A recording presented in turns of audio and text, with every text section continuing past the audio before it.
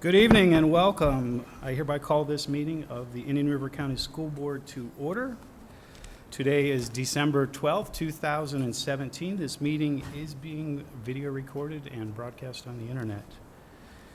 Okay, at this time,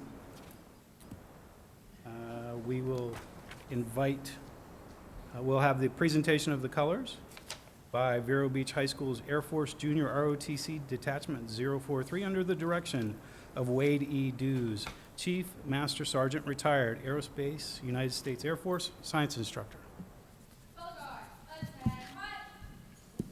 Carry colors. Forward, march.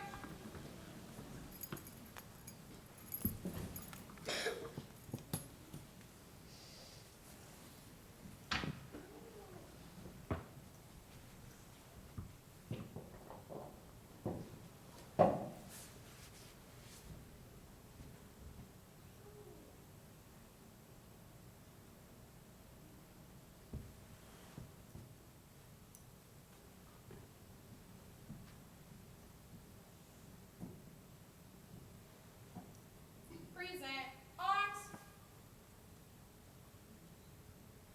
I pledge allegiance to the flag of the United States of America and to the republic for which it stands, one nation, under God, indivisible, with liberty and justice for all. Order, arms. Post, arms. Forward, march.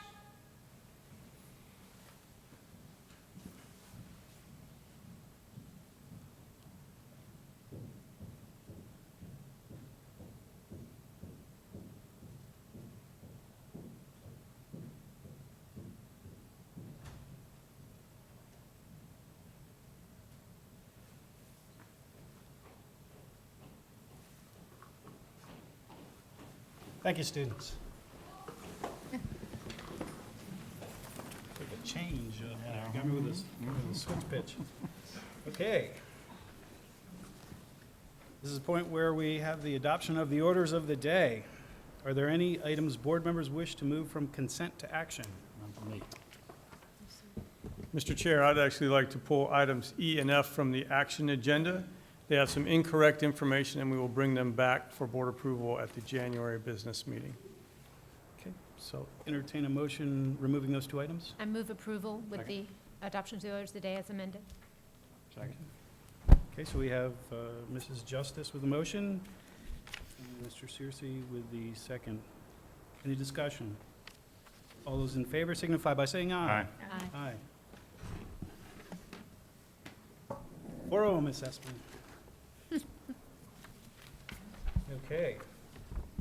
And now for presentations, I'll turn the meeting over to Dr. Rendell. Thank you, Mr. Chair. We have a lot to celebrate tonight. A lot of people here in the audience. We have a packed house, standing room only, and that's a good thing because we're celebrating our students tonight in several different ways. We have a lot of different presentations that are going to highlight a lot of different students. It is our mission to serve all students with excellence, so I'm going to make sure that we understand that in all that we do. We're going to have a presentation about a special program that is happening at the Wabasso School, and then we're going to have a proclamation about Inclusive Schools Week. Then we're going to have a presentation to a local organization, the Veterans Council of Indian River County. Our school district is involved in some philanthropic work, and so we're going to talk about that. Then we have a student presentation, musical presentation by a group of elementary school students from Fellsmere Elementary. And then we're going to honor some of our students who have made significant achievement on standardized tests. In the past, we have done a great job of honoring students who have reached the highest level on different measures of achievement.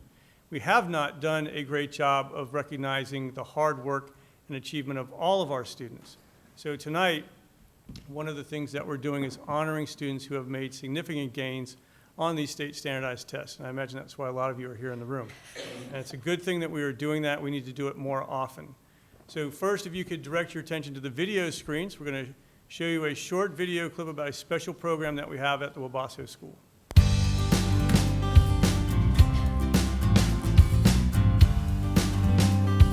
Joe has been a real positive influence on the entire restaurant, all the staff. To see his great attitude, despite the fact that he has a few more challenges than other people. It's really been an uplifting experience for everybody here. When Tom Adams came in and made the pitch to me, the proposal, I immediately said yes. Knowing Wabasso School, they're a neighbor, and thought it'd be a good opportunity to give a young man a good chance to develop some life skills. And we wanted to be a good neighbor and be able to help train the young man. I enjoy working there. I enjoy doing the dishes. I enjoy cracking the eggs. Plus, I enjoy putting away the dishes and putting away the silverware. I have to take my time when I'm doing it, but it's also fun. This year, Joe was able to step it up, and I was luckily able to find him a job at Sebastian's Roadside Restaurant right here in Sebastian. And he's really, taken off back in the kitchen. His improvements are fantastic. When he first started, it would take him 15 minutes to do a task. Now it takes him 5. If he does it one week, it seems like the next week it's like second nature to him. He does a really great job. We crack eggs in 2-gallon buckets. Okay, we do a lot of breakfast here, and that was one of the tasks when we first started Joe on, is cracking eggs, and he was very slow at it. It was new to him, so we could understand that. But like I said, the second week when he came in, he was ready to rock and roll. He did it in about 1/3 of the time. And now he's just back there, walks in, okay, I'm ready to do this, I'm ready to do this, I'm ready to do this. We really appreciate different people from the community coming forward and helping out the Wabasso School and these kids, because they appreciate it, we appreciate it, and especially the Sebastian Roadside Restaurant. They have been wonderful with Joe. We really just want to say thank you to them. It makes me feel happy and proud. Plus, my mom's also proud of me doing this stuff. See you next week.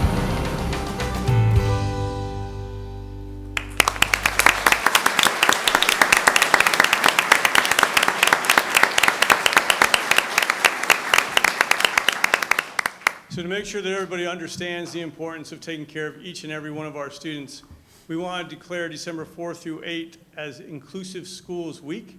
So we want to make sure that all of our students know that we care about them and want them to achieve the best that they can, the highest possible levels of achievement. So if we're going to declare December 4th through 8th as Inclusive Schools Week, we thought we'd best have one of our best students and most recognizable rock stars come and declare that for us. So the young man you saw in the video there, Joe Quick, is going to come and read this resolution for us. Joe.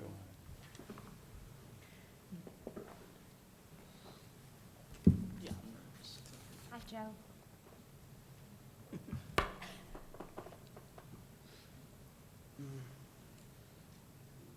I forgot what to read. Right here, right there. Whereas the school district of Indian River County is committed to providing an education in schools and classrooms that are welcoming and capable of educating all children, and whereas educators of Indian River County School recognize that each child is unique and learns differently, and whereas therefore learns better if teaching a tailored to their abilities and interest, and whereas by their efforts to make our school and classroom high performing and inclusive, the educators and families of Indian River County School have contributed significantly to building a stronger and more inclusive community. And whereas by their educators and families of Indian River County, schools deserve to celebrate their success and wish to reflect on how they might even further improve. Therefore, be it resolved that Indian River County Schools join with the Inclusive Schools Network and schools districts and communities around the world in declaring the week of December 4th through 8th, 2017 as inclusive school weeks and encouraging schools and classrooms across the Indian River County to sponsor appropriate learning and community building activities in its condition. Now therefore be it resolved that the School Board of Indian River County, Florida hereby extend its support of the intent of inclusive school weeks to be celebrated in December 12th, 2017, and urges all school centers and departments within its jurisdiction to support this community-wide for observance. Given at Vero Beach, Florida, this 12th day of December 2017. Thank you, Mr. Quick.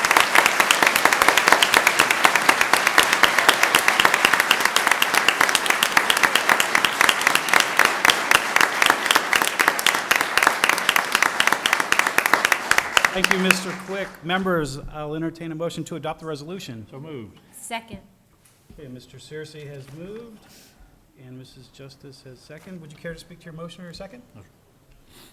Any discussion? All those in favor signify by saying aye. Aye. Aye. Any opposed? 4-0, Ms. Espin. So first of all, I want to thank the board for their support of Inclusive Schools Week. And we have some other guests with us here tonight that I'd like to recognize. We have the principal of Owasso School, Catherine Pirandozzi.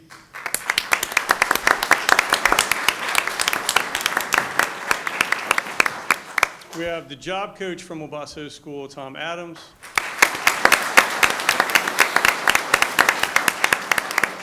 And then we also have the owner of the Sebastian Roadside Restaurant, Tom Wright.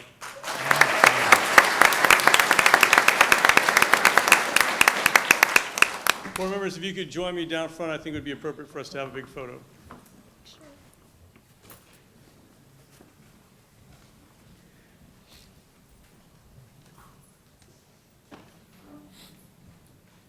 Rock star in the photo.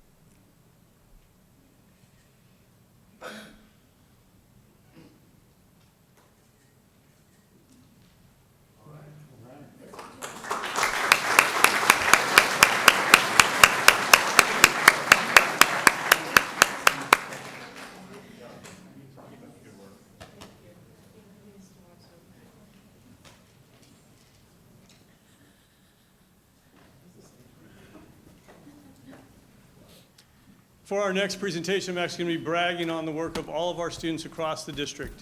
Each month, we engage in something called Casual for a Cause. What we do is we identify an organization in our community that helps out those in our community, and we highlight that organization for the entire month. We educate our teachers, students, and families about that organization, and then we also raise funds for that organization. We have what's called a casual day, where students and staff can pay a small fee and dress more casually. Most of our schools require uniforms on a daily basis, so students eagerly pay a small fee to dress out of uniform and dress more casually, and so do the staff members, actually. So we have done a great job of raising money for various organizations over the course of the last couple of years that we've had this program. The Casual for a Cause organization for the month of November was the Veterans Council of Indian River County. So all across the school district throughout the month of November, we had activities to celebrate our veterans, but we also did raise money for our veterans. So tonight, I'd like to present a check to the Veterans Council of Indian River County. If Curtis Paulson could come up. We have a check in the amount of $3,000. Scoop and score. $3,661 and 10 cents, I believe.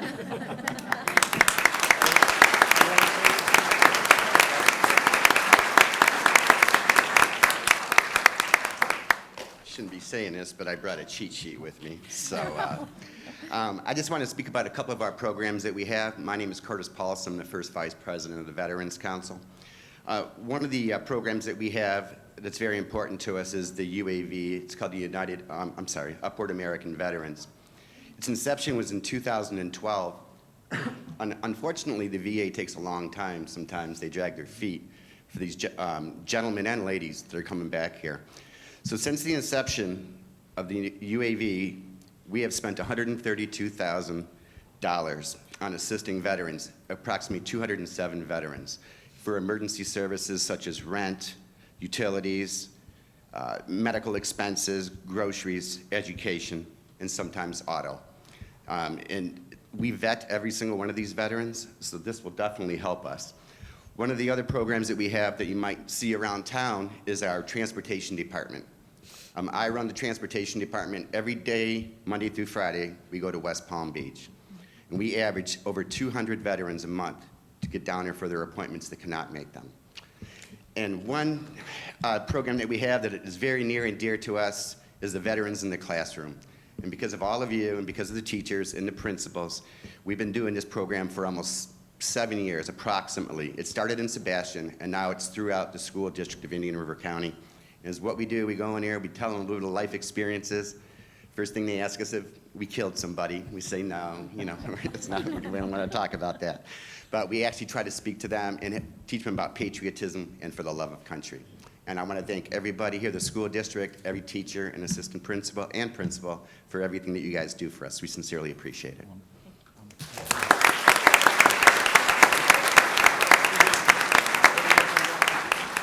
We're going to do a picture with the big check. Big check. Big check and the little check. Just the big check. One that you can cash.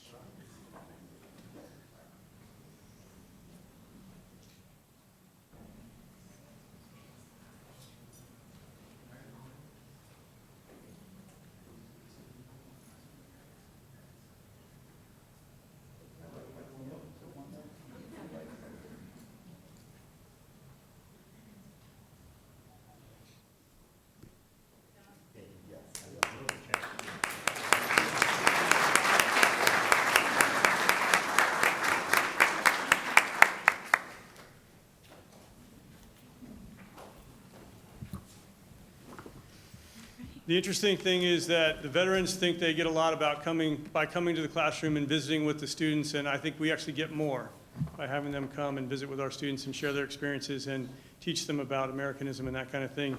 We do want to make sure that we thank all the veterans for their service. Our next presentation is a musical one. We're going to be wowed by the talents of the music club at Fellsmere Elementary. So they're going to come on in and get set up. Board members, you might want to come on down so that you can see that. So we'll let them get set up front, and then we'll listen to their holiday treats.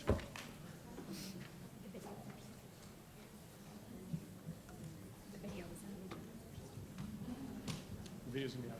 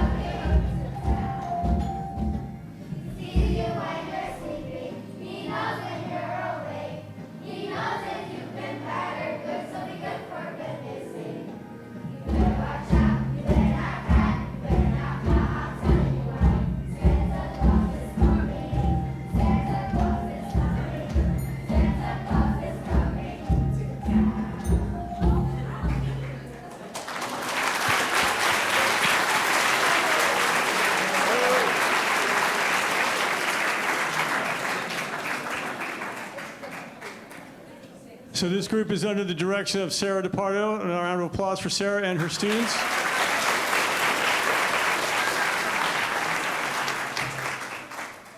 And just one last opportunity for any pictures, anybody out there, the cameras and that kind of thing. Board members should come on in and be a part of the party, yeah.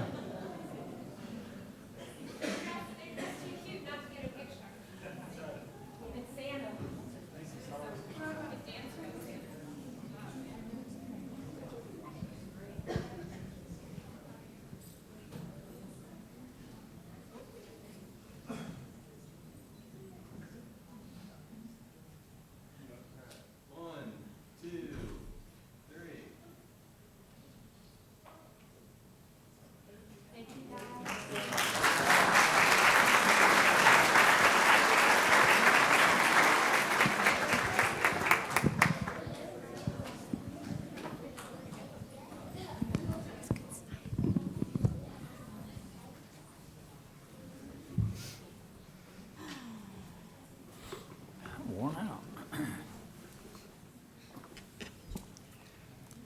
The next thing that we're going to do is show a short video clip about a very special day that happened last Friday.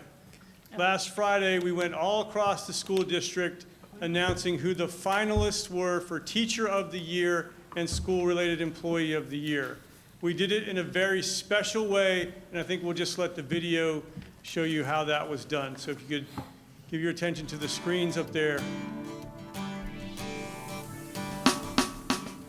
It is Friday morning and we are taking the Star Patrol bus out to pick up our 5 Teacher of the Year and our 5 Employee of the Year finalists. We have a wonderful lunch sponsored for them by Community Credit Union at Mulligan's, and we cannot wait to arrive at each school and pick every one of them up and take them off for the day.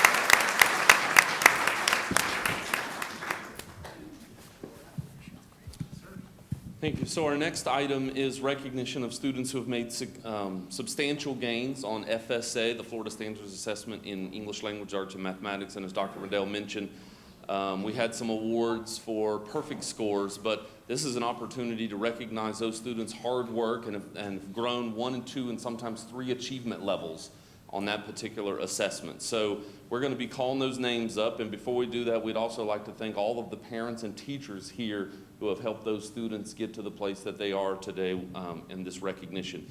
Our strategic plan, the school board's 5-year strategic plan, goal 2 is culture and climate. Objective 2.3 is celebrating success, and this is part of that for all of our students. So Chris Taylor, our Director of Assessment and Accountability, actually helped organize this, and we have certificates. He's going to call up their names, so if you come up, students, we'll give you your certificate, move all the way down, and stay up front, and then we'll take some pictures at the end. So with that, Mr. Taylor. So congratulations, students. When I call your name, just please come up. Aladis Overa from Citrus.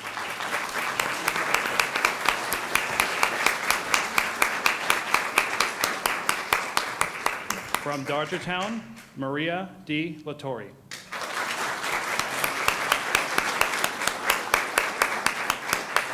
Rupert Taylor. Rupert Taylor.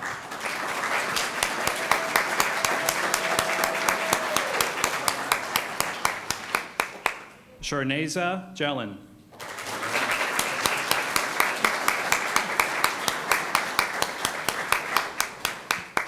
Kenea Sanchez.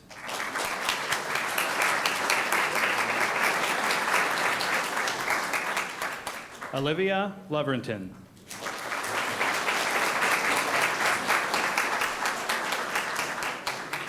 Diego Holmes.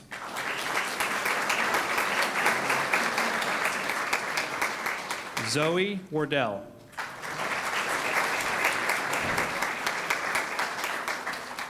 Kira Yannicone.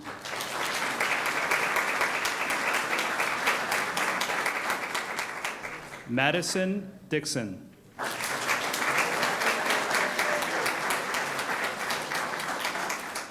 Cedar Cole.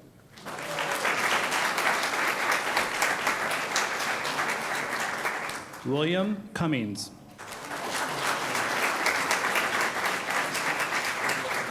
Draven Casher. Draven Casher. LaCedric Cheney.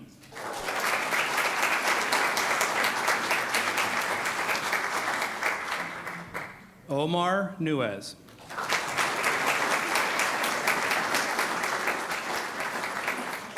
Brooke Allshouse.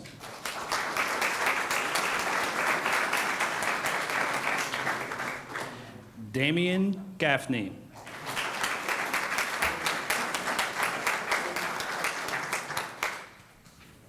Cadence Paget.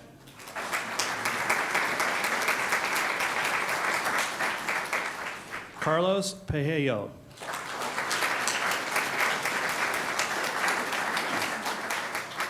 Patrick Sovine.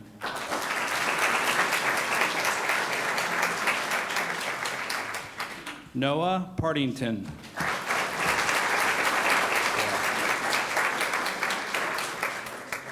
Mackenzie Petion.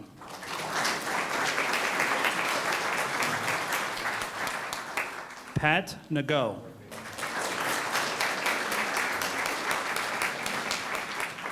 Diamond Dobby.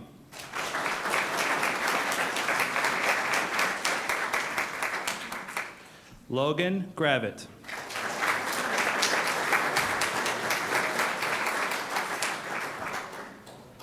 Cody Whitsitt.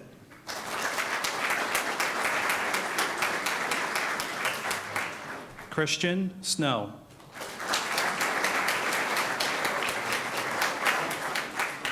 Lorenzo Jackson.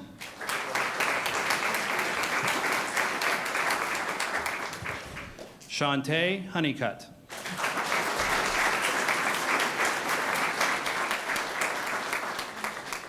Charles Green.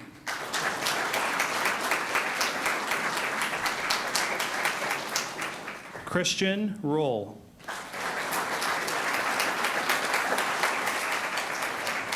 Channing Fallis.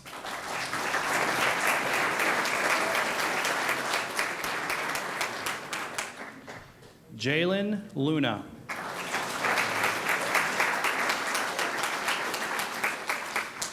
Andrew Simpson.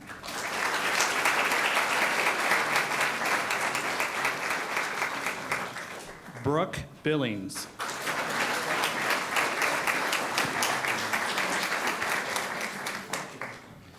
Lily Cabral.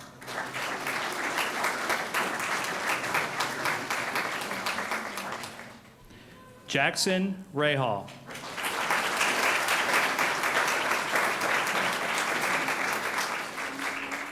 Justin Woodard.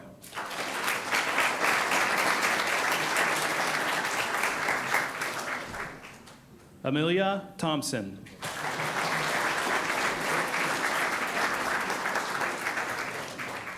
Joshua Rittenhouse.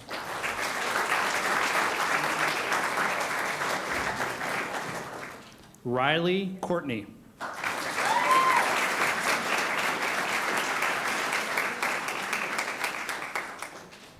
John Butler.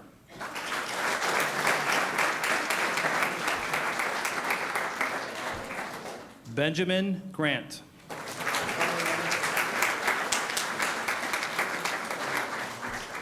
Hatch Parker.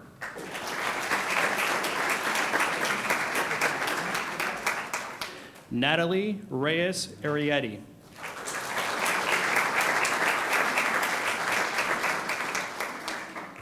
Natalie Frey.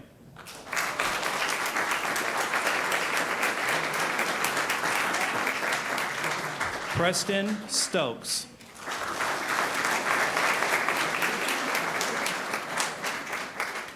Hunter Osteen.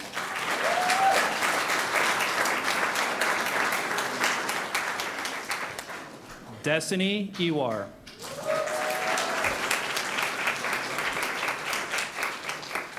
And Raymond Quash.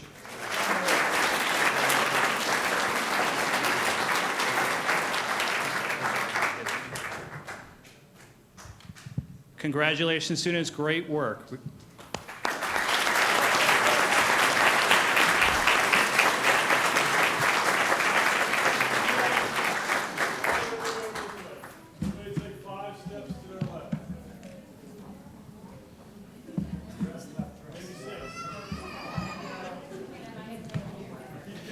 Parents, you're more than welcome to come up here and take pictures.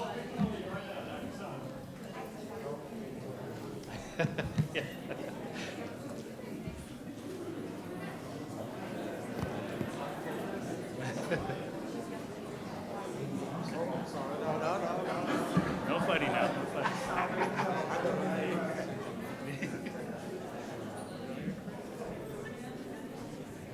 How are you? Congratulations. Fantastic.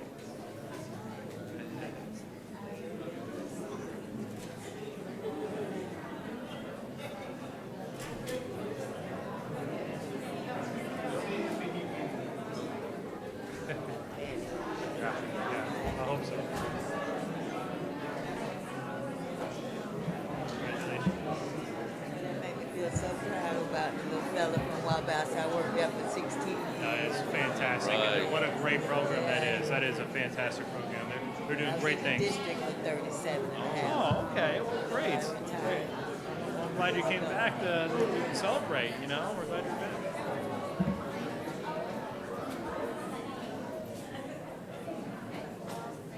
Thank you. Thank you. I appreciate it. Thank you, sir. I appreciate it. Mr. Coach Taylor. I'm sure they threw some other stuff in there. Also.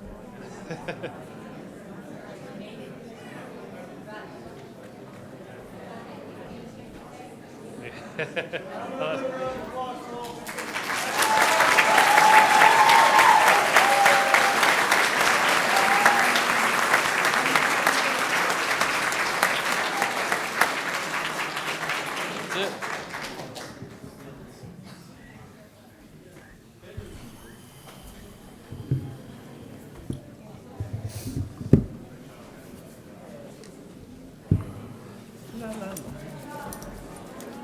it.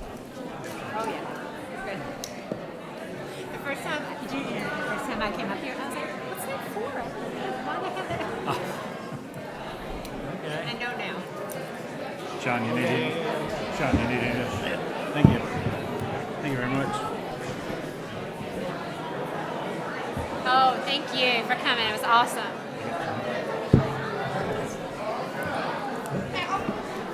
Oh, I probably should have done this before. A raccoon over here.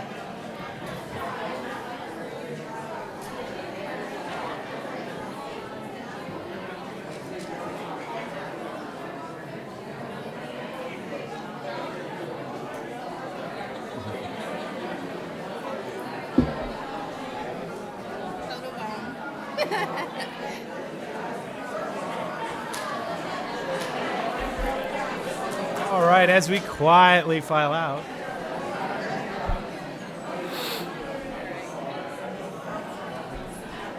Thank you, Mr. Chair. That concludes our special presentations. All right, and we'll resume here in just a moment.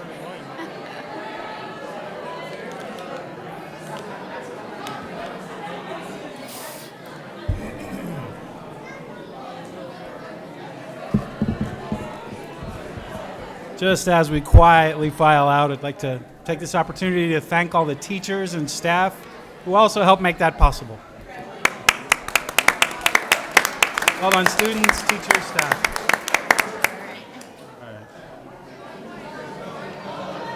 We were like, is there a meeting? Does something happen after this?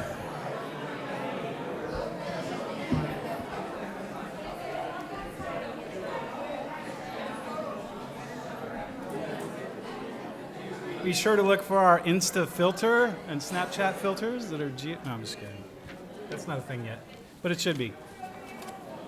We need a photo wall. There's one outside. There actually is one in the lobby. Yeah.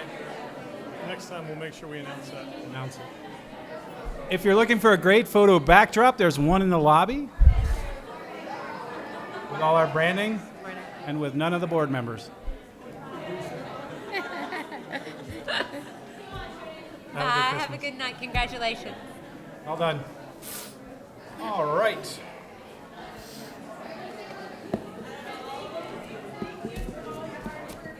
You're welcome. Merry Christmas. Pleasure. God bless America. All right, with that concluding presentations, we move into the citizen input. We only have one speaker signed up to speak this evening. It is President of the IRCEA, Liz Cannon. Please approach the podium. You are recognized to speak for 3 minutes. Feel free to wait just a minute if necessary. I paused because one of my girls wants a picture of me. Fair enough.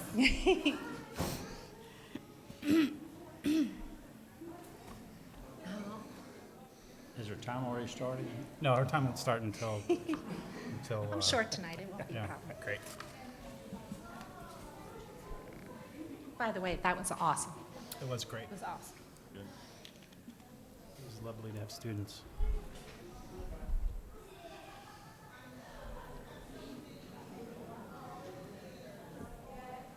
We need to build like a dance background or something.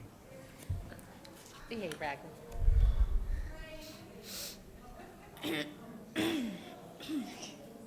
Ms. Cannon, you are recognized. Good evening. I would like to start by commending the IT department, particularly Carrie Wall and Tiffany McKenzie, for choosing to forego their own work on the day before Thanksgiving and substituting in classrooms that otherwise would have gone without teachers. It has long been a suggestion from IRCEA that all district personnel who hold teaching certificates should substitute in our classrooms at least once per semester. The value in a policy like this is extraordinary. One, it's a cost savings. No need to pay for a sub. You already have people. Two, it fills a perpetual void left in schools. At Gifford Middle, we had substitute fill rate in October of 74.39% and in November, 85.47%.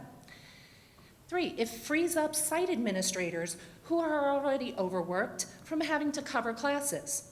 Four, it prevents the doubling up of classes, which add a level of discipline.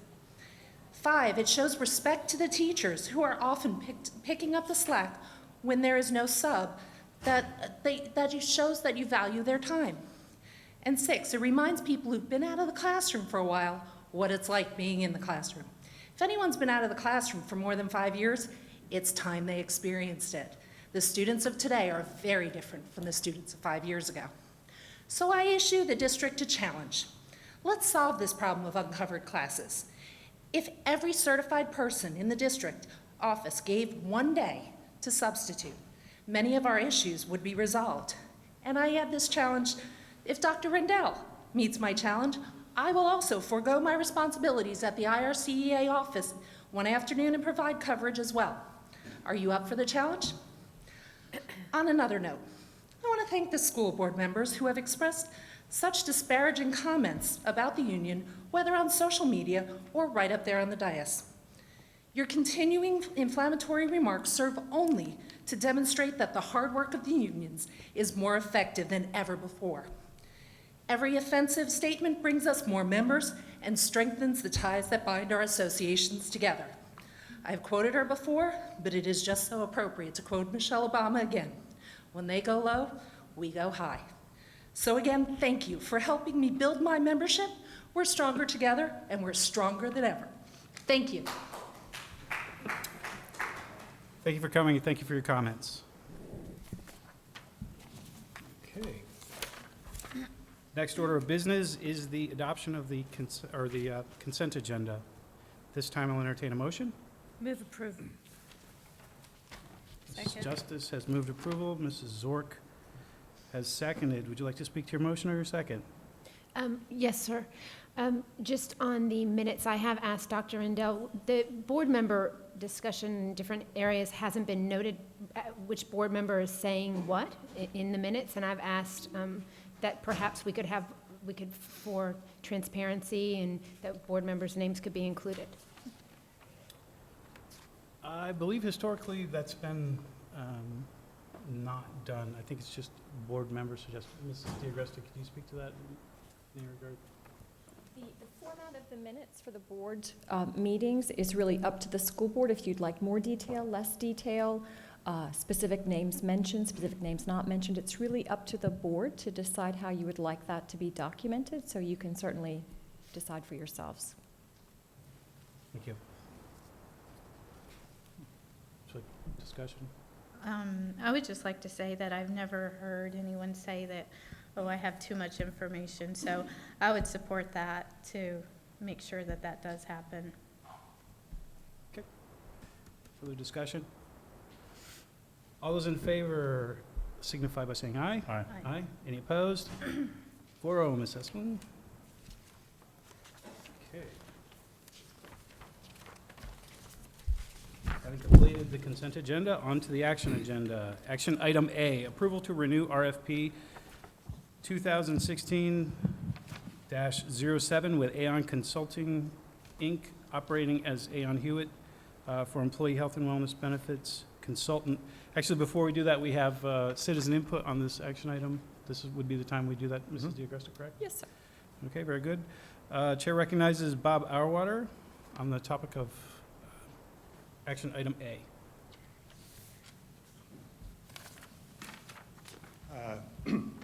Good evening, Mr. Chairman, members of the school board, Dr. Rendell, and members of the school board administration. Back on August 28th, and just to state for the record, I'm the chairman of the audit committee appointed by the board.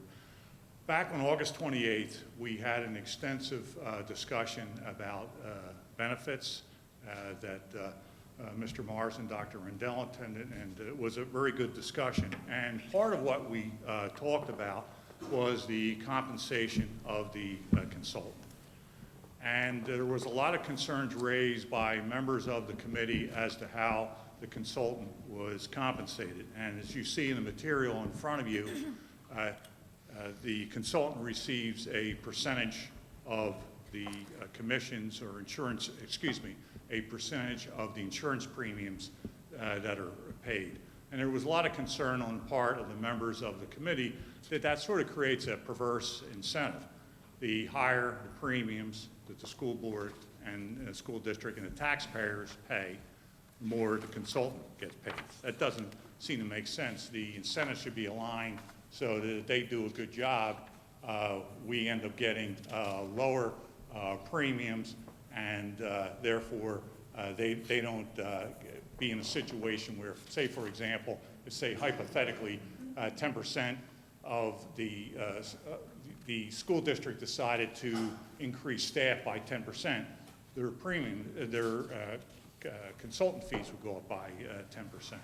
So on a 5-0 motion, the audit committee made a motion to ask the school administration to do a study on changing the compensation of Aon to fee-based.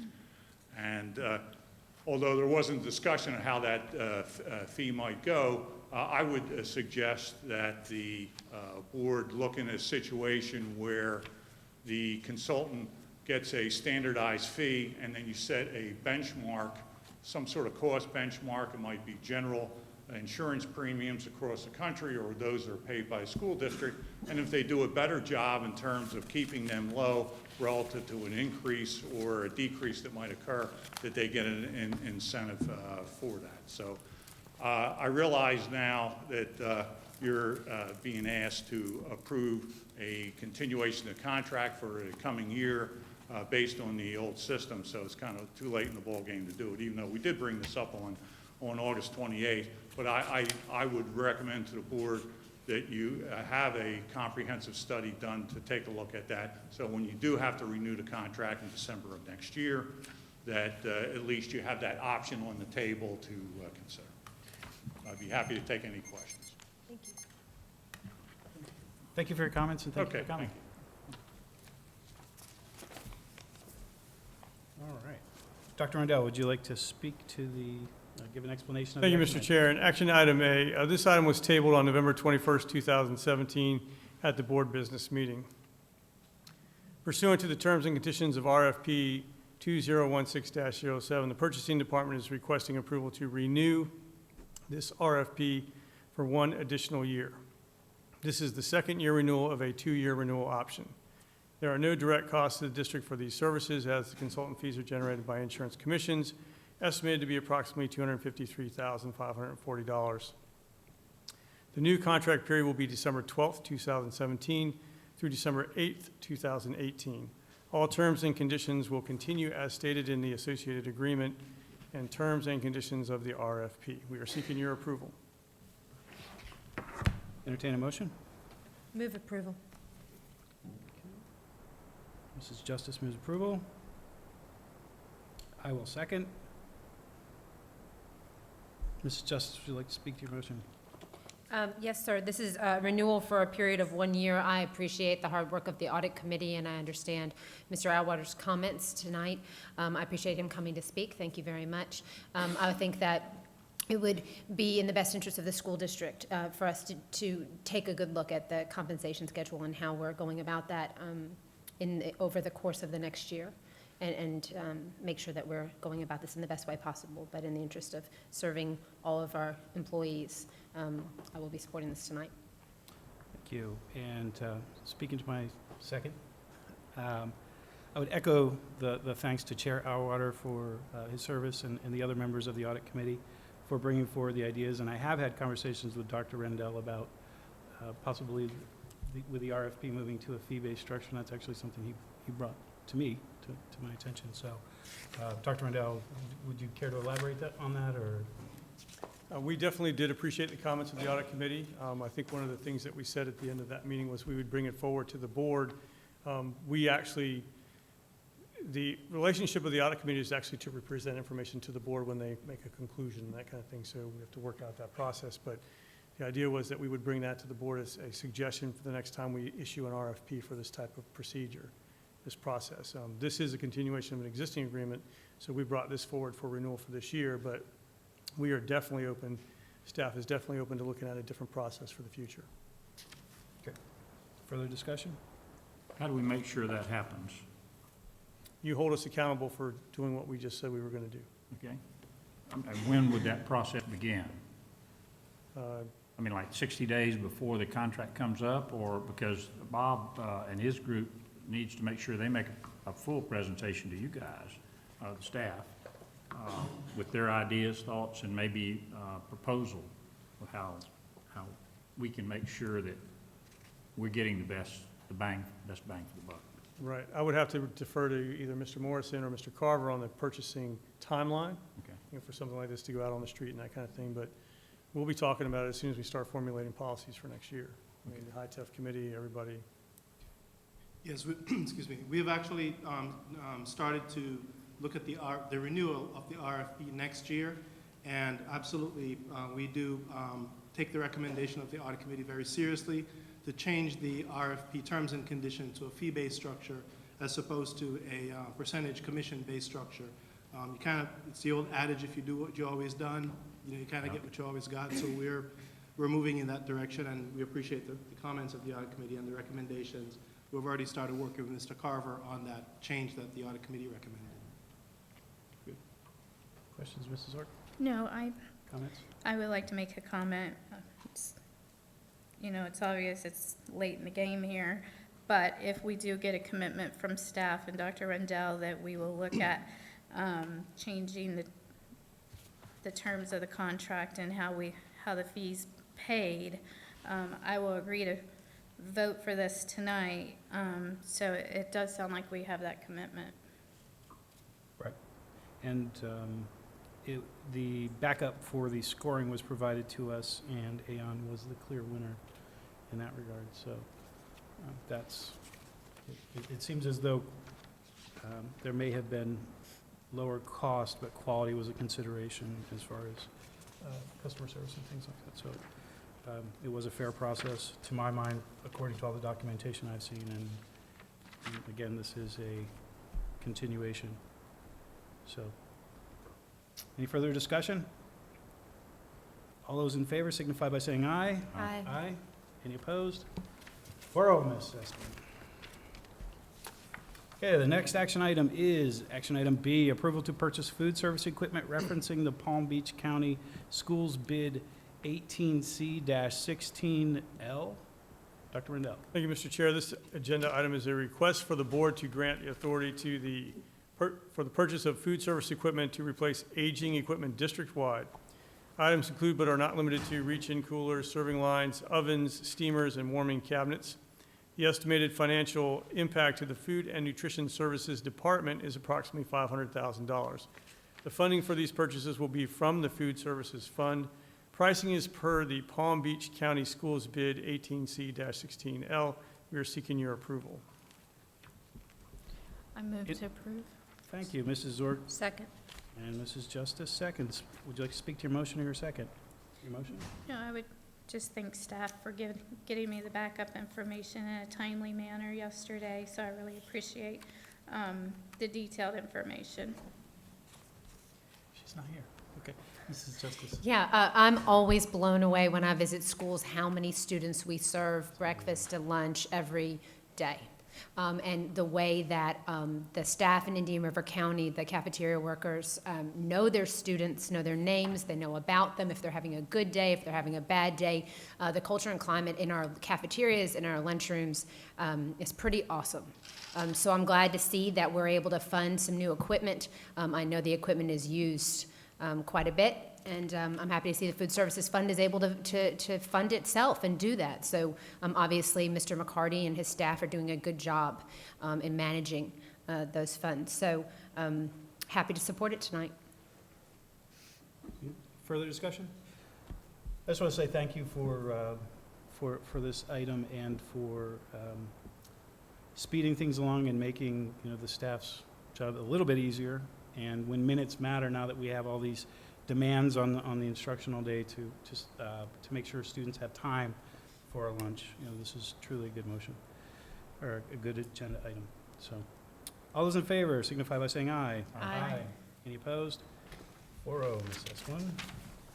Action item C, approval of agreement form for construction contracted services with Kemp's Site Development, Inc. for Glendale Elementary School parking improvements. Dr. Rendell. Thank you, Mr. Chair. In action item C, we're seeking approval for an agreement with Kemp's Site Development to furnish materials and labor for parking improvements at Glendale Elementary School as outlined in the proposal.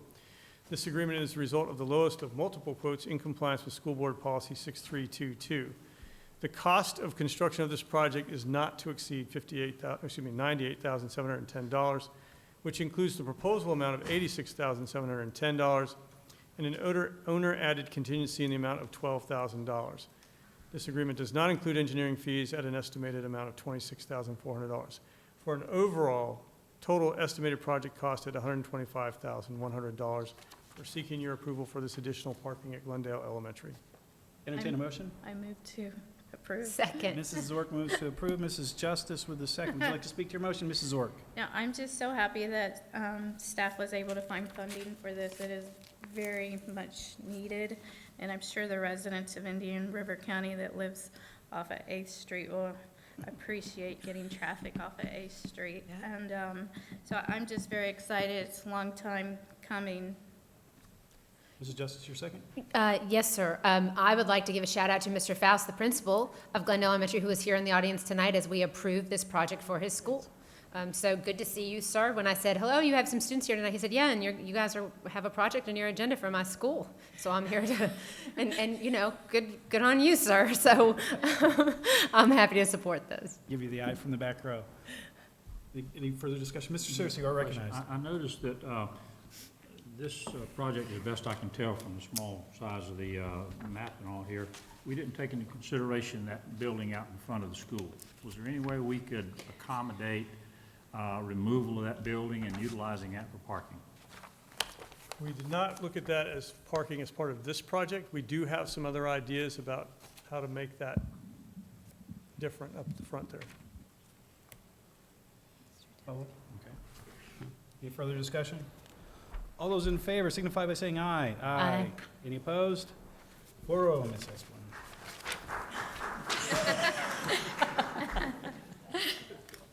Come with the applause. More parking. Very good. It's important. It is. Action item D, approval of agreement form for construction contracted services with Window Sales and Service of Vero Incorporated for Sebastian River High School walkway covers. Oh, actually, this one, oh no, this is still in. Yep. For walkway covers, Dr. Rendell. Thank you, Mr. Chair. In action item D, we're seeking approval for an agreement with Window Sales and Service of Vero to furnish all materials and install new clear anodized aluminum walkway covers at Sebastian River High School. The agreement is the result of the lowest of multiple quotes in compliance with School Board Policy 6322. The cost of construction of this project is not to exceed $97,860, which includes the proposed amount of $90,860 and an owner-added contingency in the amount of $7,000. Entertain a motion. Move to approve. Mrs. Zork moves to approve. Second. Mrs. Justice with a second. Would you like to speak to your motion? You know, I think that we're doing some really good projects, and I appreciate staff for putting in all the time to get these on the agenda, so thank you.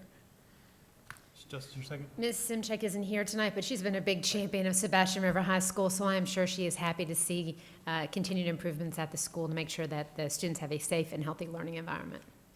Thank you. And as the other North County rep here, I'd like to second that. It's good to see these students staying dry. Mr. Searcy, do you have anything? I just have one question. I have the same one. Oh, do you? No, go ahead, you ask it. Is the proposal still good? I thought it was good for 30 days, and this contract, I guess the note from the Window Sales and Service was dated November 2nd, and it said it's good for 30 days, and I believe it's quite a bit beyond that now. Yeah, but I believe we have an agreement for them to honor that. They've signed the Bid. They signed the contract, so. They've signed the contract. I see 11. They've signed the contract, so with a new date, it's up to us to countersign a contract they've agreed to, but I had the very same question. I saw it's signed here 11/13. Yeah. Okay. Very good. Keen eye. Seriously. All right, we have a motion and a second. All those in favor signify by saying aye. Aye. Any opposed? None. 4-0, Ms. Esplin. All right, action item, we have deleted E and F. We are now on action item G. Approval of release of final payment to Proctor Construction Company for the Beachland Elementary School Cafeteria and Classroom Building Project, SDIRC 2016-18. Dr. Rendell. Thank you, Mr. Chair. In action item G, we are seeking approval for release of final payment in the amount of $416,119.45 to Proctor Construction Company for the Beachman Elementary School Cafeteria and Classroom Building Project. This is an incredible project for our district. We did this Proctor did this in the course of one calendar year. They built a cafetorium and a two-story classroom building on an occupied campus, and we were still able to maintain operations of that campus during that time. And they've come in under budget. So we're seeking your approval for the final payment. Move approval. Mrs. Justice moves approval. Second. Mrs. Zork with a second. Would you like to speak to your motion, Mrs. Jones? I would. It has been such a wonderful project. I want to say thank you to Proctor Construction because they did conduct all of the building and the students were on campus and they really minimized the impact to students. And teachers were able to remarkably make it a part of their lesson plans, the building that was going on around them. So that was really neat. And we're just so excited. We had a dedication there the other day. As many people know, my children go to school there, and I think what really struck me was the PTA president went to school there, her children went to school there, and as a school board, we have now ensured that her children's children can attend school there. Wonderful community school, and I'm thankful for it. Okay. Mrs. Zork, your second? Yes, I was emailed the final cost of the project, and I do not have that copy. So, for the record, can you tell me what was the final cost of this project, because it was under budget? What was it, like 17,000? I believe Mr. Teske has that. Oh, is it on here? So in the blurb right there, the unused portion of the contract is $152,354.56. But the total project cost is $7,881,136.74. okay.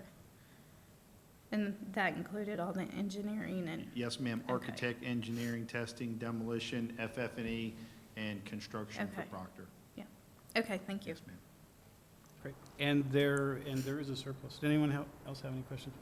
I have a question Vice Chair just Searcy. for, to explain to an old country boy here. What item 9 there, the balance to finish, if we're giving Proctor, or the contractor, that $416,000 that says the final payment, what is that $251,597.78 there? It says balance to finish plus retainage. What is that all about? So Mr. Westenberger, can you answer that? Explain your form. Yeah, it's part of the process, the form.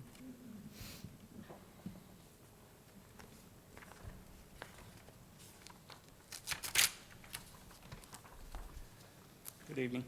Good evening. So after we pay Proctor their retainage, the $416,119.45, there's a balance of $251,597.73. So we still have tax savings in there as well as contingency. So that's money that's still left in the project. The tax savings and contingency come back to the district. We have one pay app remaining out of this that's going for payment in conjunction with what we're doing right now to Proctor. So we're going to get out of this, I believe the figure was $152,000 are coming back to the district. Right, and my understanding in speaking with Dr. Rendell is there are a couple things we can do with that. We can either, because it is site-specific, we can either choose to spend that $152,000 at Beachland, or we can use it to retire some of the debt service specific to that campus. Is that accurate? I'm going to let Mr. Morrison answer that, but basically because the money was borrowed for this specific purpose, that would be my understanding. Mr. Morrison? That is correct. This project was financed by the 2016B certificates of participation.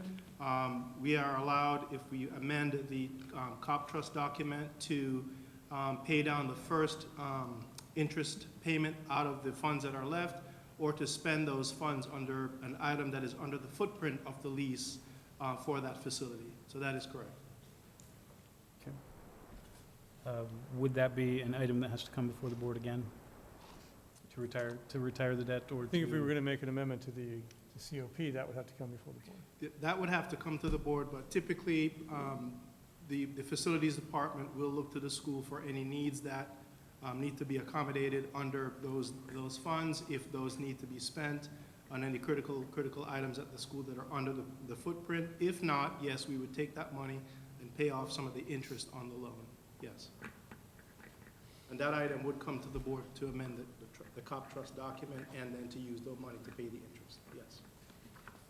Mr. Musburger, you recognize you seem like Yeah, we have a roofing project coming up there that I would like to roll that money into to make sure that we can do the whole school instead of piecemealing roofs here and there.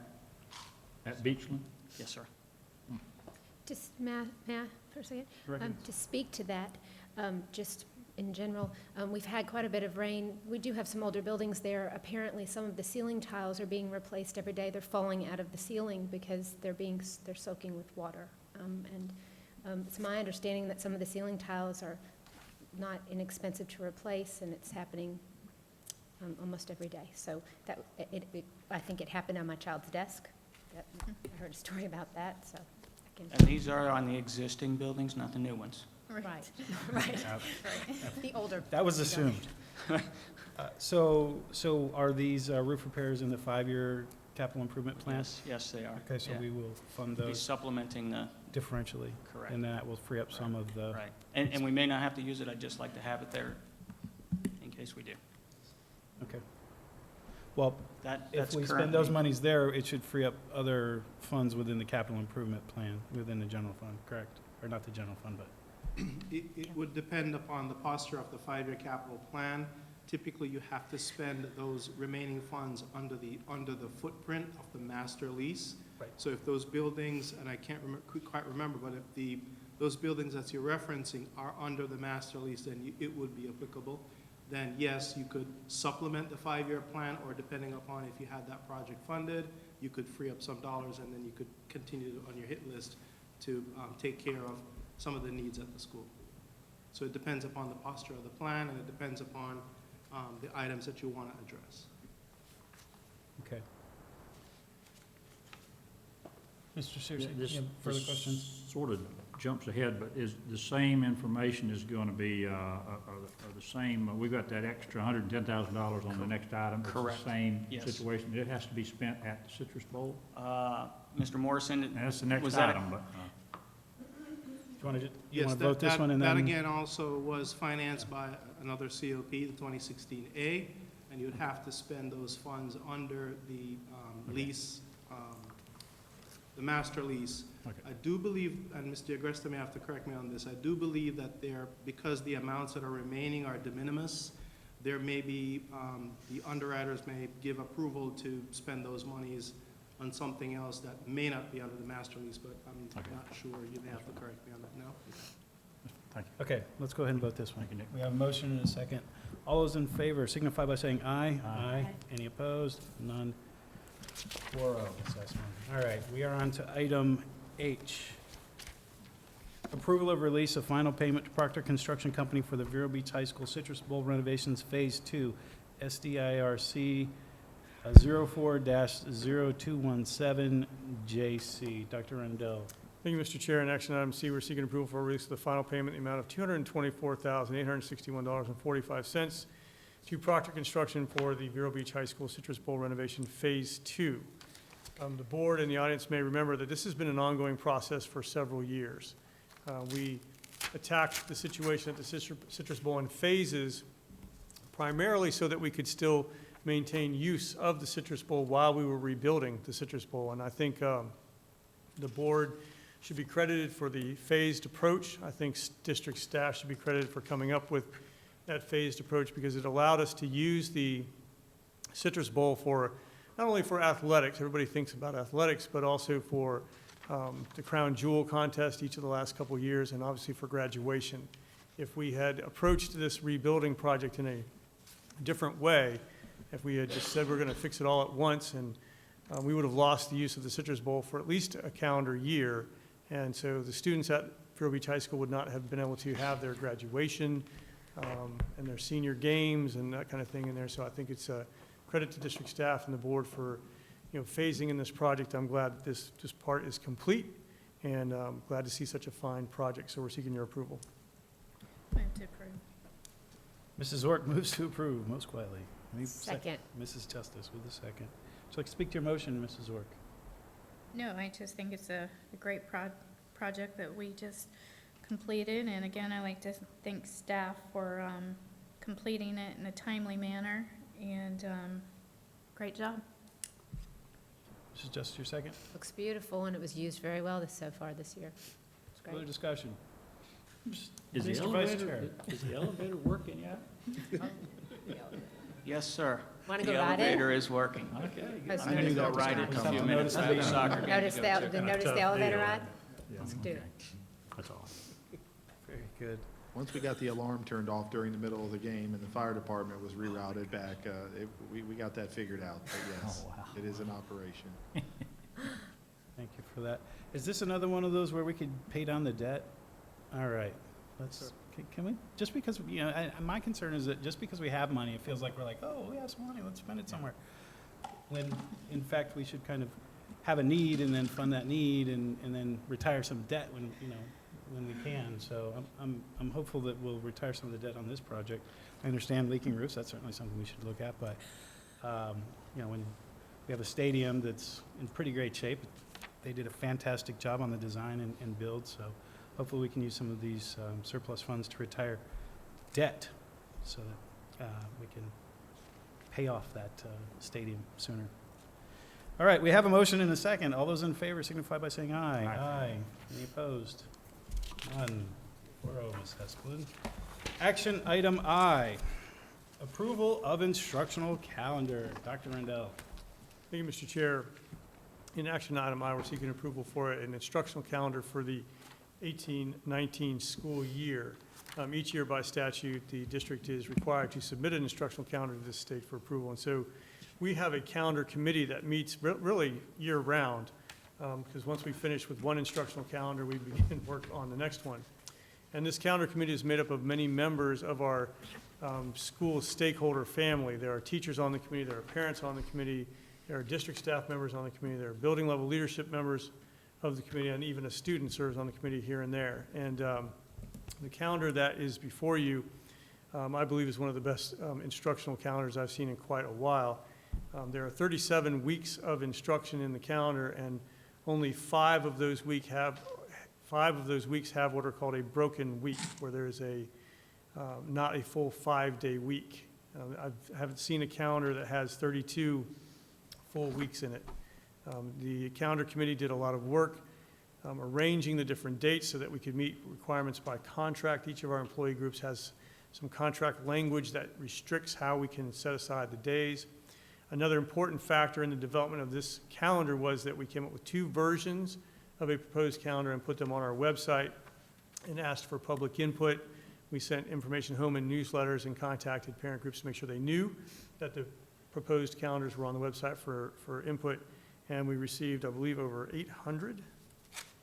It is, yeah, well over 800 responses, and 640 voted for the contract that for the calendar that you have in front of you.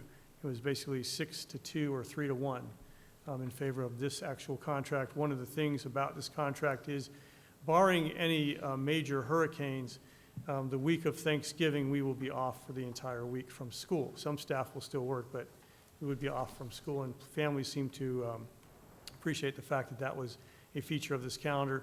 All the other holidays are actually set out in a really logical fashion. There's a 2-week break for winter, Christmas vacation. That's actually 2 weeks. It's a Monday to Friday, and spring break and that kind of thing. It's a very logical, well thought out calendar. I really appreciate the work of the calendar committee. So we're seeking your approval of this calendar so we can get it out on the website. Move approval. Mrs. Justice. I'll second. For discussion, evidently. Okay. Mrs. Justice, would you like to speak to your motion? Yes, sir. I really appreciate the work of the calendar committee as a board member, and I know one of the things that we have in our strategic plan is making sure that we are reaching out to stakeholders. And, you know, we talk a lot about our customer. Our customer is the student and the parent. This is a very student-focused, student achievement-focused calendar. I'm excited as a parent for it.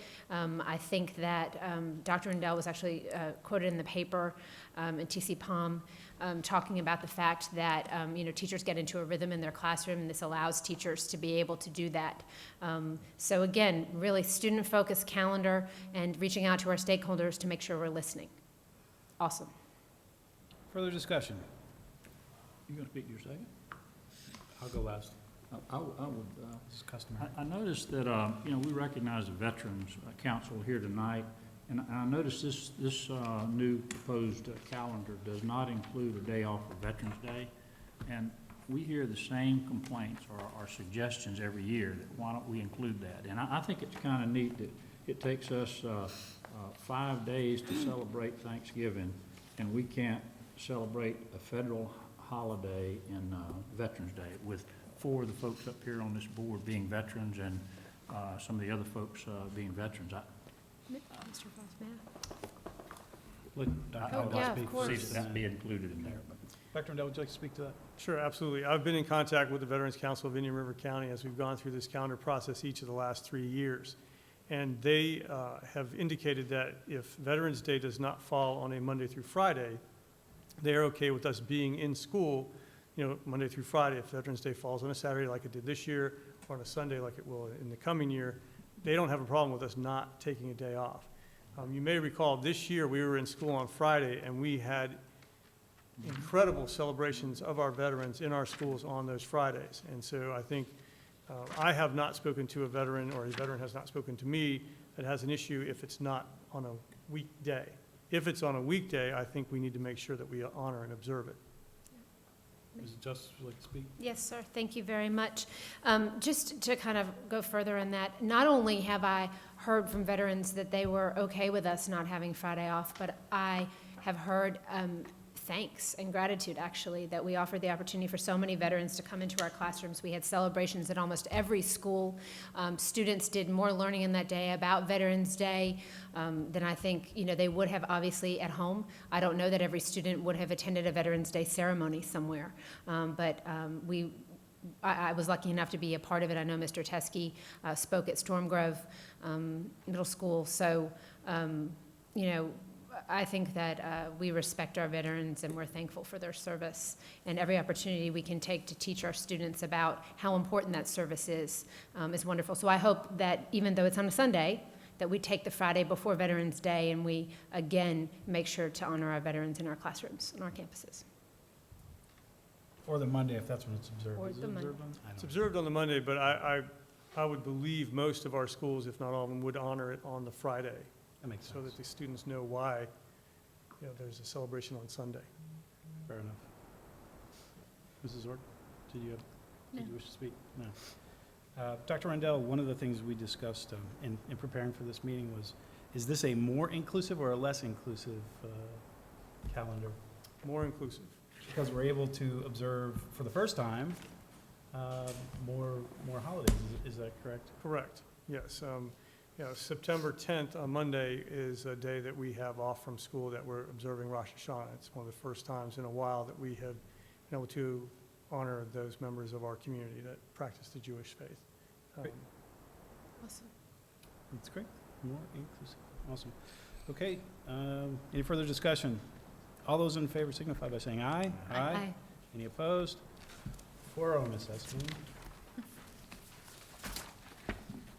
Action item J, approval of the piggyback Florida Atlantic University bid 16T6-634. Dr. Rendell. Thank you, Mr. Chair. Actually, action items J and K are related. The board is well aware, and the public may not be, but some of you may be aware, that we have had a district-wide contract for lawn maintenance services on our school sites. And a few months back, we had to cancel the contract with the vendor that was providing that service. And so we've engaged in some multiple contracts to provide that service up until this point. In items J and K, we're looking to extend that service with one single vendor for a near term, and then look to put that out for bid for long term. And so I'm going to ask Mr. Morrison and Mr. Teskey to kind of walk us through J and K, because J talks about funding sources and then K talks about contracts. So, Mr. Morrison. Thank you very much, Dr. Rendell. Board members and community, Florida Administrative Code 6A101.12 subsection 6 specifically allows the school district that in lieu of, in lieu of competitive solicitation, that we may piggyback, or if you will, incorporate the terms and conditions of a duly awarded bid. Now, what that means in English is that some other entity has taken the time, spent taxpayer money, to go out and test the market and award a bid based on a procurement process. What we're attempting to do here, and again, Mr. Teskey will speak to the more operational aspects. From the procurement side, what we're attempting to do is ask the board's authority to incorporate the terms and conditions that were awarded under this Florida Atlantic University bid So we're asking approval to do that so we can take the terms and conditions and apply it locally. Mr. Teske will tag team the other aspect of this. I just want to concur with keeping it local. We had some struggles finding vendors during the hurricanes. That was a struggle to find, the amount of work that we needed done with the square footage. So I think we have a good plan in place to get us through until this time frame, until February. And then finally, board members, the chart that you see before you, what we're asking to do is to use the existing pre-approved budget capacity that is unspent at this time. And just to walk you through the chart, we have a pre-approved amount of $229,440 that was issued to the prior vendor that the contract was canceled for.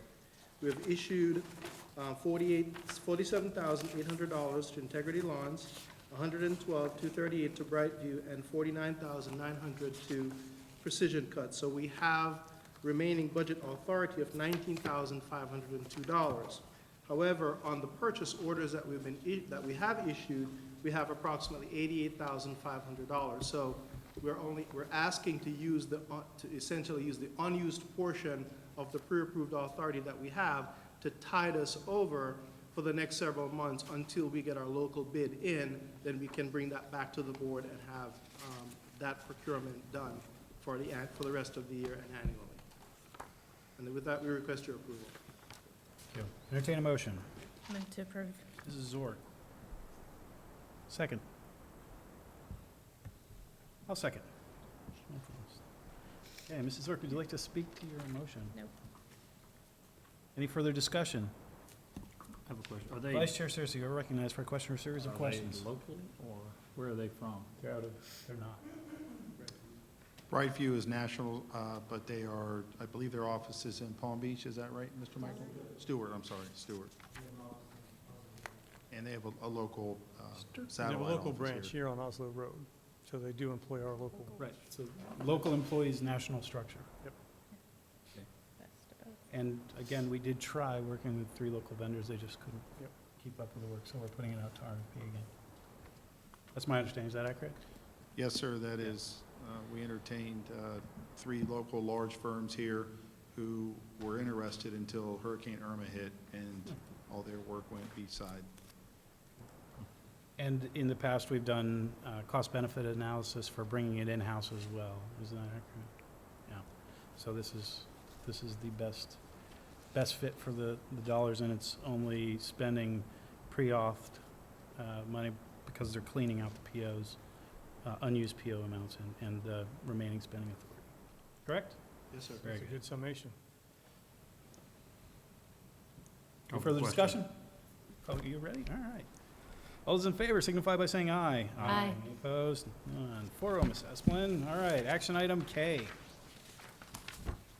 Approval is recommended for the agreement for contracted services between the School District of Indian River County and Brightview for temporary district-wide mowing services. Dr. Rendell. Thank you, Mr. Chair. That's the follow-up contract to what you just authorized us to do in action item J. Mr. Morrison, anything to add? No, sir. Move to approve. Mrs. Zork moves to approve. Okay. Second. Second. Mrs. Justice with a second. Would you like to speak to your motion, Mrs. Zork? No, thank you. Your second? Yes, sir.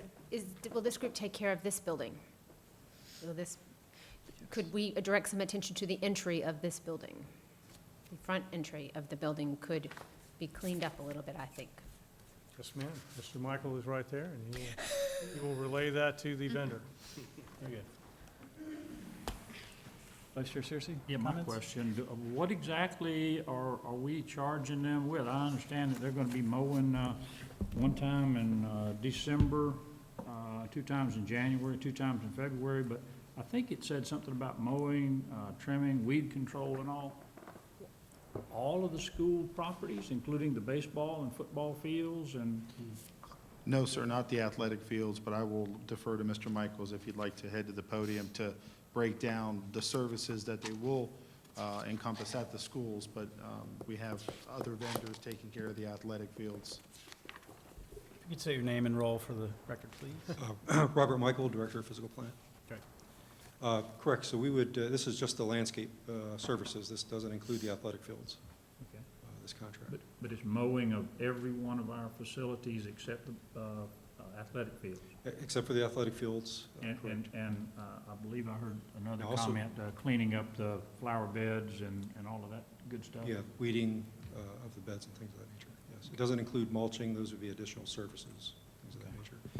Mr. Searcy, it also does not include practice fields. We still do the practice fields with our in-house staff. We have one groundskeeper.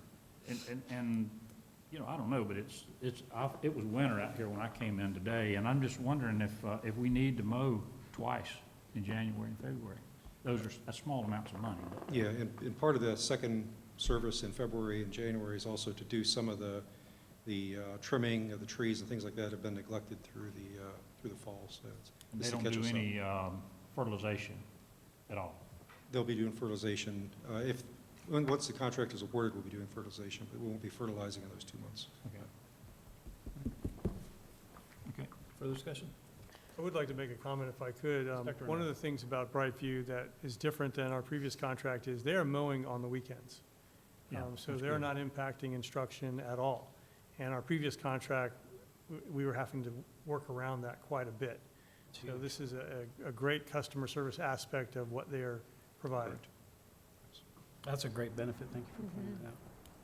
Could I say one more thing? Vice Chair Searcy, you're In spite recognized. of asking all these crazy questions, I've noticed at Vero Beach High School, Vero Beach Elementary, that the services that they're providing are far superior to what we had before. I mean, it's just like flipping on the lights. I mean, they're that good.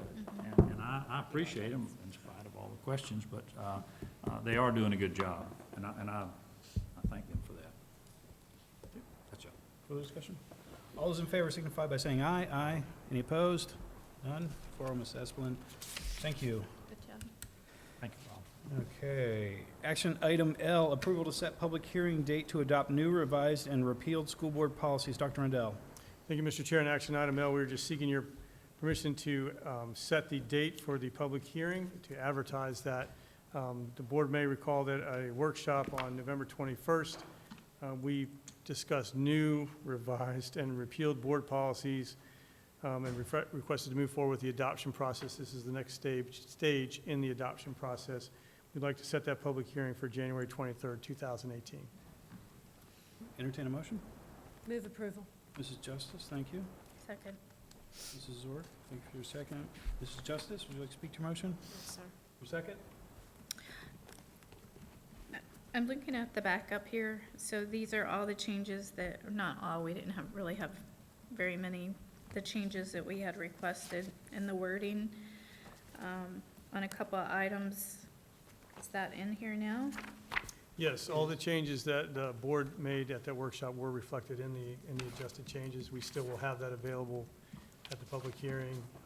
It'll be, of course, on the agenda beforehand, so if we catch anything that we missed, we can adjust it. All right.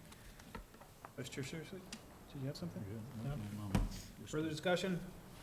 All those in favor signify by saying aye. Aye. Aye. Any opposed? 4-0, Ms. Esplin. Action item M, approval to terminate support staff employee. Dr. Rendell. Thank you, Mr. Chair. In action item M, we're seeking to terminate employment of the employee named there. All of the documentation and reasoning is in the attached charging letter. Entertain a motion. Move approval. Mrs. Justice, thank you for your motion. Second? Okay, okay. I'll second. Okay, Mr. Searcy, seconds. Okay, would you like to speak to your motion, Mrs. Justice? No, sir. Your second, Mr. Searcy. Any further discussion? No, it's just never a pleasant to do this, but sometimes it is needed. So it's probably one of the hardest parts of the job. Right. Thank you. Those are exactly my comments, that it's so unfortunate that we have to do this in a public forum, and appreciate the discussion that we've been able to use here today, in at least to the televised portion. Any further discussion? Hearing none. All those in favor signify by saying aye. Aye. Any opposed? 4-0, Ms. Esplin. Superintendent's report, Dr. Rendell. Yes, 'tis the holiday season, and I want to make sure that everybody knows that our music programs are alive and well. I've been to many elementary holiday programs and have been so impressed with all the hard work by our students and the teachers that have prepared them for those holiday programs. It's heartwarming to see the young people especially getting excited to sing the holiday songs such as the two that we were treated to tonight. The middle schools and the high schools then definitely step it up a notch. The winter concerts are phenomenal. Prism at Sebastian River High School was once again a showstopper, and the Winter Wonderland concert at Vero Beach High School was incredible. And I just know that anybody who has seen any of those performances knows that the fine arts are alive and well in Indian River County, and we thank all those students and those teachers and the support for all their hard work. That's it. Thank you, Dr. Rendell. Now for board member discussion. There are none on the agenda. I will move my way around. Mrs. Zork, do you have anything for discussion? Mr. Searcy, anything for discussion? Mrs. Justice, anything for discussion? No, sir. Wow. I actually have just a couple things for discussion. One of them is actually discussion and how we discuss things. So it's very meta communicating here. We're discussing how we discuss. One of the things that I appreciated my first couple years on the board was the board workshops and the board discussions. And I've been sort of thinking about ways and discussing it with staff and things like ways that we can return to meet some of those same needs to have longer discussions, although tonight it doesn't seem that we need that. But there are oftentimes things that came up today in the superintendent's workshop where we took kind of some of the superintendent's time to have a discussion about things that are important to us. And what I was thinking is that the board could have a board discussion and / town hall with some public input immediately following the superintendent's workshop, because going forward we'll have the workshop from 1 p.m. to 4 p.m.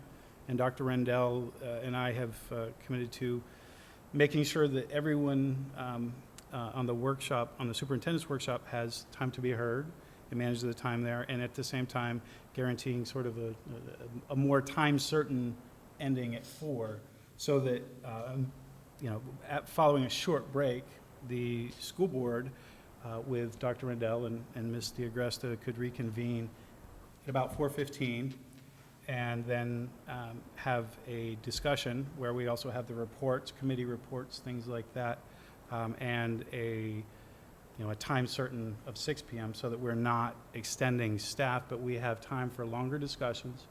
And then we would take that sort of long form discussion and public input and use that information for the following business meeting. Dr. Rendell would have both his workshop items that would come forward, and also board discussion and also committee reports and things like that. And also, it'd be nice to hear more reports from folks like our audit committee, things like that, to have information presented to the board for our discussion in a more lengthy format, so that we could still conduct the business, so that when we come, everything is super clean, and you'll notice that that's the case, and that will be the case going forward. So I'd just like to put that out there and for discussion and hear the board members' thoughts on that concept.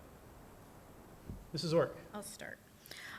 It's my understanding that we're considering going to only 2 presentations during our superintendent's workshop. Being that we have the day, I don't know why we're putting ourselves limiting ourselves that way. I don't know why we're not going a little earlier, say 12 o'clock to 4 o'clock presentations, or 12 o'clock to 3:30 presentations from Dr. Rendell, and then build up from that way. Because we don't want to keep staff here. That was the goal. Right. Of not having two meetings. So if we don't want to keep staff here, I would support moving it earlier to get more in, because there's so much to cover, and limiting it to 2 presentations a month from the superintendent, I think would not be beneficial. Dr. Rendell, is that a fact that we're limiting it to 2 I presentations? think or- we talked about the fact that to make sure we're done between 1 and 4, be 2 major items and that kind of thing. We had 2 items today and we were done about 2:15 even. So I think it's a matter of saying we've got whatever time frame it is, 1 to 4 or 12 to 3:30, whatever it is. I needed to make sure that, I use that time wisely and not go past the time, but also make sure that we're presenting information. We are going to try to get into the practice of presenting you with information at the workshop that's going to be coming up for business meeting agenda, 2 weeks later kind of thing. Not necessarily running through each agenda item, that kind of thing, but, new topics or topics that might require some discussion or laying of groundwork, we might share some of those at workshops. So, but 1 to 4 would be plenty of time to do 2 items, I would imagine. 2. Okay. Mrs. Orr. Historically, I'm looking at, maybe this month was a light month, but historically, it's been a lot of information, and then it's really, the last presentation is very condensed, and then we're rushed in asking our questions that we probably should be asking because we're under sunshine, so the only time that we actually get to ask questions and bounce ideas off of each other during the workshop is that time. So I just am hoping that we're not limiting ourselves to two items during the workshop from the superintendent, because there is so much to cover. Okay. And I'll leave it to the superintendent's discretion as to how many items he would like to present, but I will say that as chair there, in fact, Dr. Rendell have talked about this quite a bit, is, if he communicates to me the approximate amount of time that an item takes, then it's on the chair to make sure that conversations and questions move at a pace that are appropriate. And there have been some presentations, and I'm probably more guilty than anyone, of asking questions that in other situations and organizations, and I believe it can be done within Sunshine, where the board can submit questions and then have them answered and circulated to the entire board. So if you think of something, 2 hours from now, and you're like, oh, I should have asked that, then that could be circulated, or in the model that I'm proposing is, if you think of it during the superintendent's workshop, now, we may not have the cabinet on hand, or there may not be staff on hand, but Dr. Rendell can certainly, if you think of it then the board can discuss it, and if it's a priority, then of course Dr. Rendell will take the note. The idea is the interest that's trying to be met is the ability for us to discuss without burdening or increasing costs of staff or things like that. So, Mrs. Justice. Yeah, I would like to speak to the idea. I think the idea of committee reports, that's something that I had asked about last time, to be able to do that. I think that would be appropriate. I also think having time for the audit committee or other committees to come and do a presentation like the African American Achievement Committee or any of those things, it would be good. As far as discussion is concerned or anything like that, I think we very clearly early on eliminated discussion from the daytime. Mr. Searcy was made a point of the fact that here we are at night and we're accessible, people are watching, and we're able to discuss things and people can listen, and he felt it was important at that time that people were able to do that, and we hold discussion here. And you were also very good always about saying, if you have something to discuss, now's the time to do it. And and I was kind of nervous, actually. I didn't know how it would go, but I think we've adjusted well. So I'm comfortable with discussion staying at nighttime as we've had it. But I do think as far as committee reports and audit committee reports, or board committee reports, I think that would be an appropriate time to do it. And I'm fine with adding that to the workshop if that's something that you and Dr. Rendell would like to arrange. I'm a little concerned about this. Ms. Justice and I are thinking on the same page. But I think that we can't take away the opportunity for the people out there in the viewing audience to see what we're thinking about and talking about, Sean. And I like your idea, but it's very difficult, at least the word that comes to me, it's very difficult to find this information on the computer, like the workshops and all. And I don't know of any time when we have had discussion at these meetings when things just didn't go right. And any time that we have discussion at these meetings, and ideas come up, the superintendent always comes back and says, I think I know where you're headed, and generally, he comes back with some proposal or some plan or some further discussion about it. So I don't have any problem with, we're here from 12 or 1 or whatever, all the way through midnight, maybe. But anything we can do to minimize the time that the extra staff has to be here is good. But we need to have all the input that we can have by this board and make sure that the people see what we're thinking. This is what happens at this board table. And I'll tell you, I've been like, I'm sorry, Sure. just to, I'm kind of blown away sometimes because I meet people now when we're doing Teacher of the Year, or I'm in the community and people are like, I watch your meetings. I'm like, people watch them, I mean, hello, if you're watching the meeting, thank you. People do watch the meetings. I'm always struck by that. Ask them sometime if they watch the afternoon, the workshop on No, their they watch computer. tonight. No, but the Yeah, no, no. workshop, that's the No, thing yeah, that you're right, I know. might be Yes, sir. taken away from that, so. Mrs. Orr? Can I ask a question of technology? How often are the workshops running on Channel 28? It's my understanding they run live at the time. How often do you run them? I believe they're shown twice more Twice more? within that week. Okay. And I can get you the exact schedule of the No, workshops I and the. don't need that, but meeting. how often do you run the board meetings? I believe, again, twice more So 4, within that week. Okay. So it's it comes up on a Thursday again, and then the following Tuesday. And I believe the board meetings continue on for longer than the workshops for Right. the second week. So I think there's a remedy to that, is that the reason that more people watch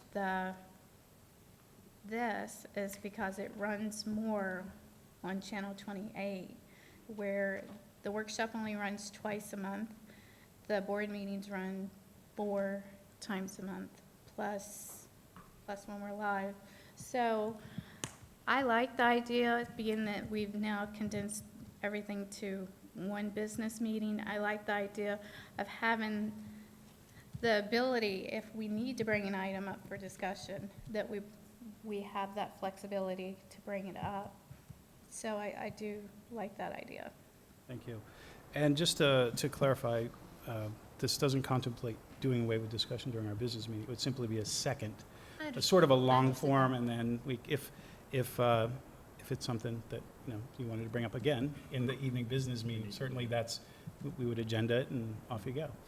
I understand that. I think that I have to say there is something to holding discussion in this manner as we sit here as a board in these seats. There's a weight to it, I think, and I think that this board's been doing a very good job of setting a high standard for the way that we engage each other, and the superintendent and staff, and when we have discussion, staff is able to be here during the nighttime portion, and so again, I did understand that was your intention. I just have seen that discussion has seemed to be, much to my surprise, to be honest with you, because originally I was not in favor of it. I've seen it to be sufficient and successful. Okay. That's a great All right. So, Mrs. Zork, did you have more? no, I agree. Having discussion at night's been very productive, so that we can bring up items as we need to discuss them, but, limiting to once a month, I mean, you go back to, after you get through a whole month's worth of a business meeting now, you're looking at either you're gonna use the time now, or you're gonna use it, With everyone sitting over there. or you're gonna use it in the afternoon. So I really feel like it balances itself out. I'm pretty sure they'd enjoy meeting during regular business hours versus staying here until 9 o'clock at night. Not if it requires them to listen to us talk more than we already do. Well, and another thing that has been a concern of mine is, although there were only 2 speakers tonight, is by going to one business meeting, we're limiting public input to once per month. But if that's not a concern that's a concern for me, but if that's not a concern to other board members, then I hear you. Mrs. Justice. I think I did express at the last time when we discussed changing to one meeting that was a concern of mine, and I did say that I would like to, that I wanted to make sure that people understood that they were able to reach out to us in a lot of different ways. And a lot of times there are things that are discussed that are sensitive issues that involve a student or a parent, and sometimes people will come and they'll speak and they're upset. And it is kind of a hard way to engage. And I've actually had several parents contact me separately after they heard my comments. They've come to me, and I think that there's probably been better resolution in some ways, me being able to direct them to staff so that they were able to really connect with the people that were able to solve their problem more directly. As a school board member, me personally intervening, that I'm not able to solve the problem in the most effective way. Obviously, we have so many talented staff members and principals and teachers to try to meet the needs of students. So again, I was wrong. I'm okay to say it. I think that I've seen that over the course of the past month that having constituents come to us directly to express concerns and then trying to find ways to connect them with staff to help them has been, again, efficient, sufficient, and successful. All right. Any further comment on that? Okay. Okay, I think I have my notes here. So I only have one other discussion item, and that is school board pay raises. And I've had numerous discussions about this over the last couple of weeks, and I have checked and rechecked, and I'd like to cross-check in a public meeting here that the board did or did not vote themselves a 4+% pay raise, $1,500 pay raise.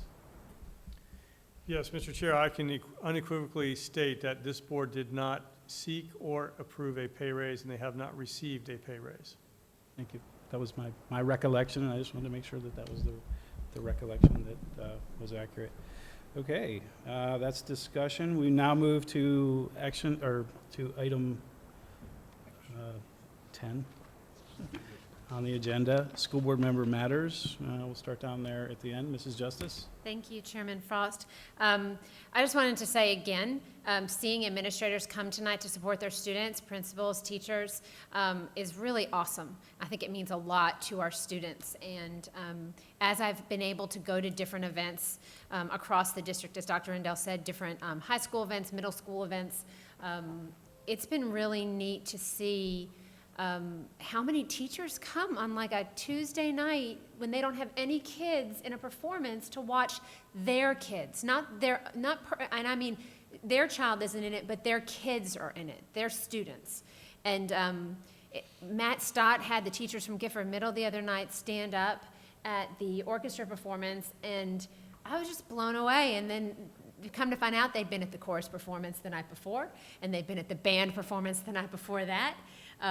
So I'm just very thankful. Thank you for caring so much about your students like they're your own children. Sorry, I'm going to start to cry a little bit. It was really striking. That's really it. Merry Christmas. We've had I've been able to attend so many different things. Keep the invitations coming. I love the fact that I'm able to go across the district and build relationships with students and with teachers so that I do receive invitations to attend so many awesome things as we all do. So I try to make as many of them as I can, keep them coming. It is one of the best ways to celebrate the holiday season. And thank you, Chairman Frost, for serving well, and it was a great workshop today. Thank you. Mrs. Ork? Member matters? I just want to tell everyone Merry Christmas and Happy New Year. And I hope that you and your family stay safe, and I look forward to seeing you in the new year. Thank you. Mr. Searcy, Vice Chair Searcy. Oh, okay, thank you very much, thank you. I had two things that, oh yeah, I gotta get that close on there. Attended the Prism concert, I don't know, a week or so ago, and talking about getting blown away, I was right in front of the tubas.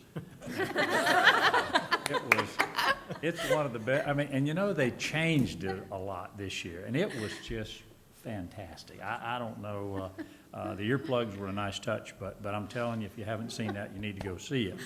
Of course, you have to wait till next year now. But the other thing that's really, really exciting to me, and we sort of recognized them tonight, but if you haven't had the pies and cakes from Wabasso School, you need to call up there. I'm telling you. I told my wife I didn't buy any of those things, and I hid them out in the refrigerator out in the garage, and she doesn't know that we ate them. But, I mean, they are, it's absolutely, I'm just impressed with what Catherine is doing up there in that school and her folks up there. It's just, and I almost cried tonight when that young man was making that presentation, but it's just, you know, we're doing stuff, we're taking care of all the students, and I thank the superintendent and the staff, and it's just neat to see that happen. So if you haven't been to the Wabasso School, go up there, and if you order right away, you might be able to get some of these cakes and things for Christmas, but that's what I've got. What are they selling? Do you remember? Because they're having a bake sale. You have an order sheet? Yeah.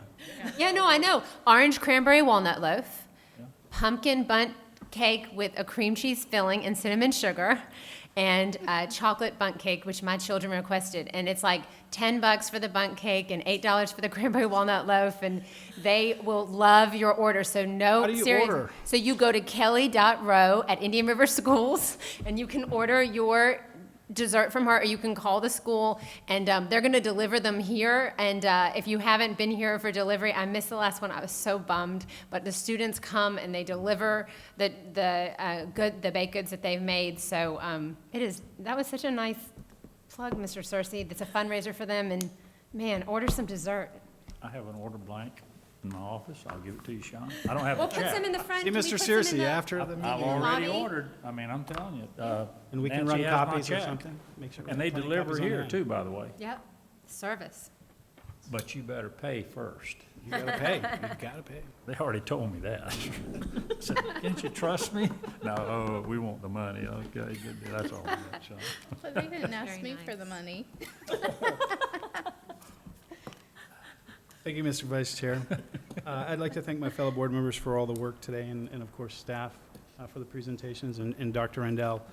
Also, tonight is the first night of Hanukkah, so I'd like to say Happy Hanukkah to everyone who celebrates. Also, a very Merry Christmas and a Happy New Year, and also a festive Kwanzaa. And I want to thank Dr. Rendell and board members and everyone, and all of the teachers and employees of the year for allowing me to be part of your celebration on the Star Patrol, and to all the sponsors who made that possible. And I look forward to the save the date. It's January 22nd. Is it the big festivity? I seem to recall. Yeah, so the Teacher of the Year Gala event is Monday, January 22nd. That's where we will announce the winner of Teacher of the Year and School-Related Employee of the Year. It's at Sebastian River High School's Performing Art. So save the date, January 22nd, the big gala, and it is a party if you haven't been. And that is the end of my comments. Dr. Rendell, anything for the superintendent's closing? Thank you, Mr. Chair. I just want to wish everyone a safe, enjoyable, and happy holiday season. This is the time to spend with family. Let's make sure we're thankful for all that we have, and the next time we'll see you will be in the new year. Thank you. No further business for the board. We are adjourned. Good deal.